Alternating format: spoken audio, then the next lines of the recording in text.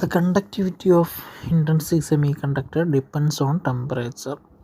Such devices has no importance in electronic devices, so there is a necessity of improving their conductivity. When a small amount, say a few parts per million, of suitable impurity is added to the impure semiconductor, its conductivity may be increased. Such materials are known as extrinsic semiconductor or impurity semiconductor. The addition of desirable impurity is called doping, and the impurity atoms are called dopants. Such a material is called a doped semiconductor. The dopant has to be such that it does not distort the original pure semiconductor lattice. A necessary condition to attain this is that the sizes of the dopants and the semiconductor atoms should be nearly the same. There are two types of dopants used in doping the tetravalent silicon or germanium. First one is pentavalent, valency 5, like arsenic, antimony, phosphorus, etc. Second one is trivalent, valency 3, like indium, boron, aluminum, etc.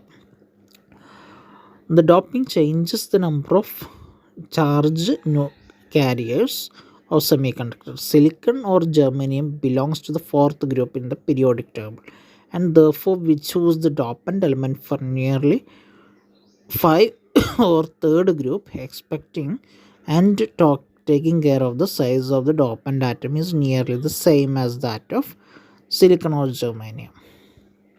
N-type semiconductor. Suppose we dope a silicon or germanium with a pentavalent element as shown in the figure. When an atom of +5 valency element occupies the position of an atom in the crystal lattice of silicon, 4 of its electrons bond with the 4 silicon neighbors, while the fifth remains very weakly bound to its parent atom. This is because the 4 electrons participating in bonding are seen as part of the effective core of the atom by the fifth electron.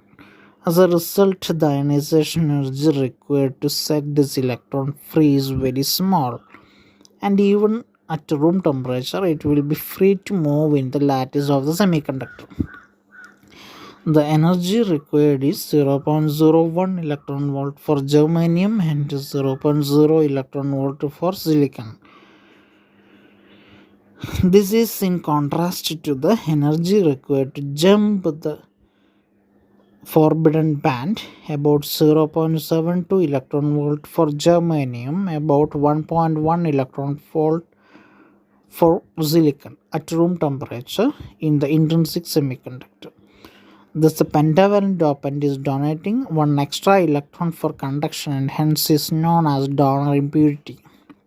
The number of electrons made available for conduction by dopant atoms depends strongly upon the doping level and is independent of any increase in ambient temperature. On the other hand, the number of electrons generated by silicon atoms increases weakly with the temperature.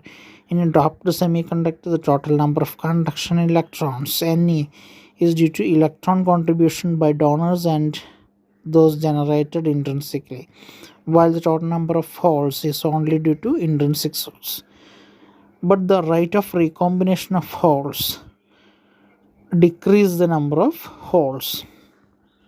With the proper level of doping, the number of conduction electrons can be made much larger than the number of holes. Hence, in an extrinsic semiconductor doped with pentavalent impurity, electrons become the majority carriers and holes the minority carriers. These semiconductors are therefore known as N-type semiconductor. For N-type semiconductor, we have Ne is very greater than NH.